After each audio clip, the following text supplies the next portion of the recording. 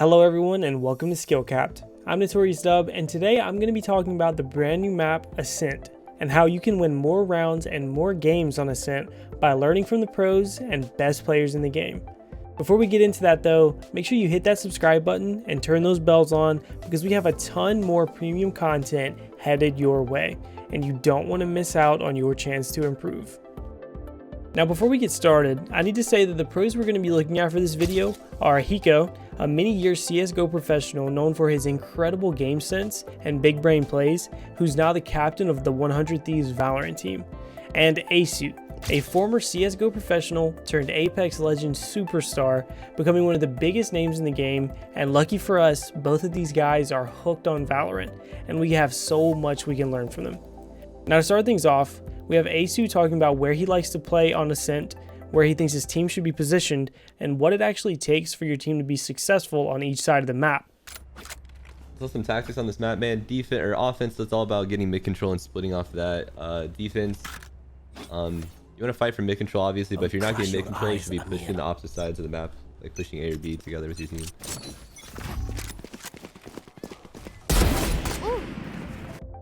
Now, the most important thing to understand from all of that is that mid control is the #1 priority on this map.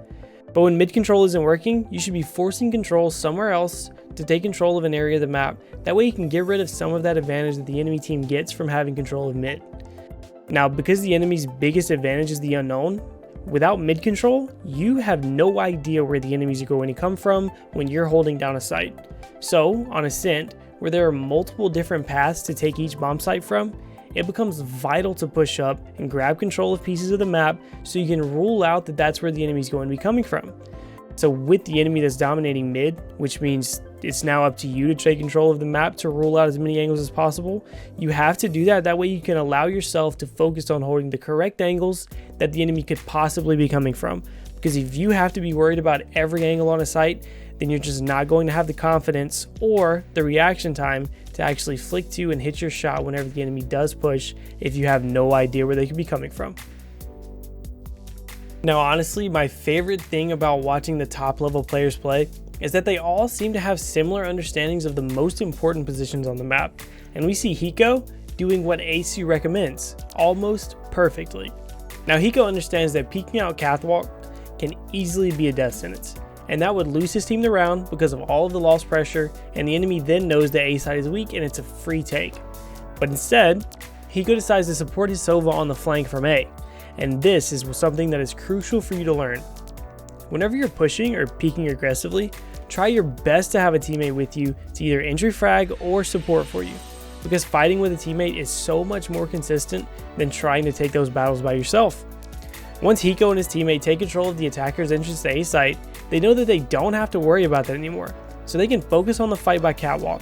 And this is what I was referencing when I was saying you should try to get rid of the advantage that the enemy has by having mid control. Instead of being scared and having to watch two angles, you only have to watch the angle for mid, which gets rid of a huge portion of the advantage of taking mid control on Ascent. From here, we just see Hiko do Hiko things, honestly, and he clutches around, but that wouldn't even be close to possible if Hiko and his teammate didn't scramble for control of as much of A as they could. Now, even though the round went sour, the enemy still wasn't able to take control of the site, which is vital to the success of your defensive rounds. Your entire job on defense is to prevent the enemy from taking control of the site, and as we can tell here, if the enemy is the one having to rotate and make that play, then you're in a great position because you're forcing them to make mistakes and you're putting yourself in that position to make that play that you're hoping for. Now whenever pros play B, it looks very similar to what we just saw because they're just trying to push for control as much as possible while still being safe. But the biggest difference between playstyle is when pros play for mid control. Now here, we see Aceu playing for mid control, and the most important thing to realize is that he isn't always playing this aggressive peek on catwalk. He only peeks this every once in a while, because while this is somewhat risky, if he manages to get this pick for his team, it can lead to a very easy round. Now, it's also crucial that once you take control of mid, you start to do something with that control. You should always be looking for more information for your team, especially on a map as small as Ascent, because getting that information early can be the difference between your team getting overwhelmed when the enemy rushes the site to your team being able to stack the site just before the enemy pushes out. And we see Aceu do exactly that here. Aceu pushes up mid to go clear out those deep parts of A site for his team, and once they realize that the enemy team is nowhere on A, they quickly rush to cut off the enemies about to push on B site. Now from here, the round is textbook and very easy to finish because the enemies are trapped in boathouse, and helping your team get valuable information like that is necessary because if you're able to incorporate that into your game, you can cut the enemies off, lock them in a place where you can just funnel in and then take those easy kills, and this will easily win you more rounds, which translates into winning more games. Now that playing defender side is pretty clear because it's a little more cut and dry, we need to talk about attacker side because it gets a little more complicated here. Now first things first, we need to talk about playing default. And before I get into that, I'll let Hiko tell you what he thinks about playing default first. Like this map though, we need to, the way you play this map on attack is like, you need to have a guy holding like either top mid or have multiple people come out the B link. And usually every time I play against good players, the Sage comes B link and slows Cat, and then you swing mid to trade the guy that's playing in mid.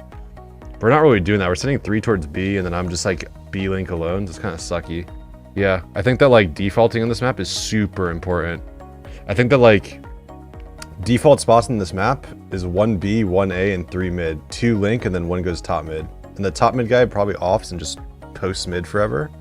And the 2 guys B link just make it so they can't push into from B, or sorry, from A. I think that's actually most likely default.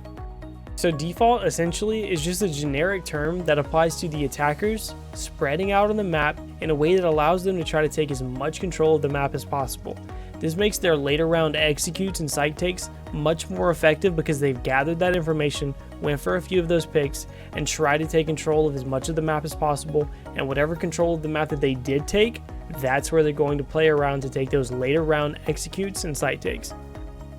Now this is easily one of my favorite rounds from Hiko because he calls out exactly what he wants to happen and his team executes it. In this clip, although it's so cool to see Hiko show us why Sova is just OP on Ascent by being able to shoot through so many different walls with his wall hacks, we need to be focused on the minimap to see exactly what is happening here.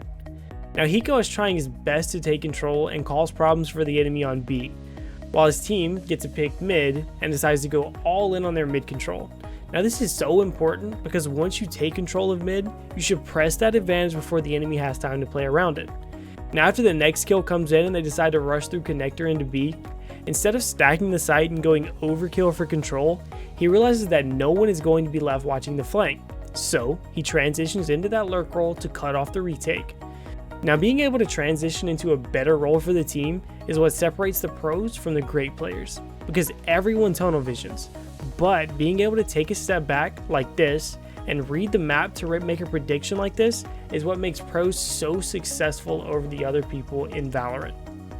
Now in the last clip we saw Hiko playing extremely slow, almost like he only wanted to be a distraction to allow his teammates to take that mid control and he didn't really care about taking control of B.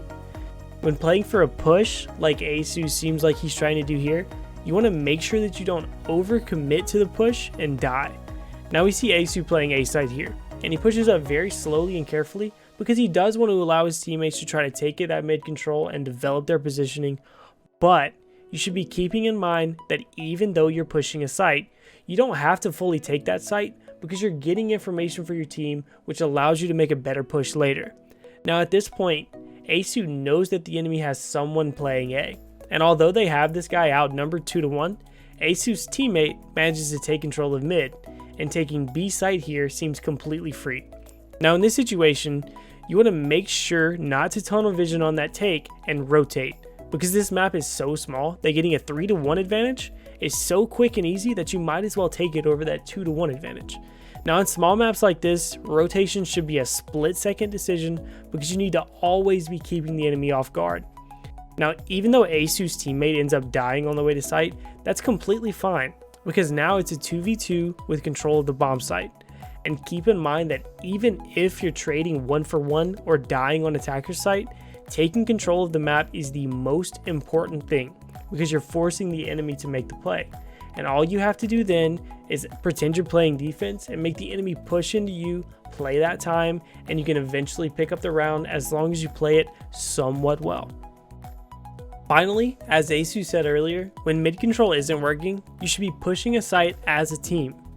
In this round, Hiko's team gets picked off early because they lost their duels, which happens every once in a while. So Hiko shows us how he executes B. Ascent is one of those maps that seems like there's an angle that an enemy could be playing everywhere that you look. And that requires you to take these types of pushes very slow so you can make sure that you don't miss anything. Now once you have the angles cleared though, you just have to trust yourself and play the game. Now Hiko uses all of his sound cues and information that he gets to pinpoint enemy locations and put his crosshair in the perfect spot before each fight. Learning this skill is the best way to clutch up those difficult rounds, because you need to take your pushes and peeks very carefully and put yourself in the best position possible to make a play. You're not going to clutch up every round, but you need to be able to put yourself in the position to make that clutch. Because even though his team ended up losing all of the control that they had, the fact that Hiko could push up and take control of this small amount of the map allowed him to maximize his chances of winning the round, because he took full control over a very important part of the map that the enemy was forced to then play around because he already had control of it. Ultimately though, the most important thing to learn from this video is that map control is king. And while there are better and worse places on the map to take control of whatever portion of the map that you can, because sometimes that's all that you're going to need to win the round, and something is always better than nothing. Now all in all though, I hope this video has helped you become a better Ascent player, and if it did, let us know how in the comments down below. But before you go, make sure to subscribe, hit that bell icon, and like the video. And as always, thank you for stopping by SkillCapped, where we have a ton more comprehensive premium guides to help you improve, win more games, and get you to the top of that leaderboard. Now we here at SkillCapped thank you for watching, and good luck in your games.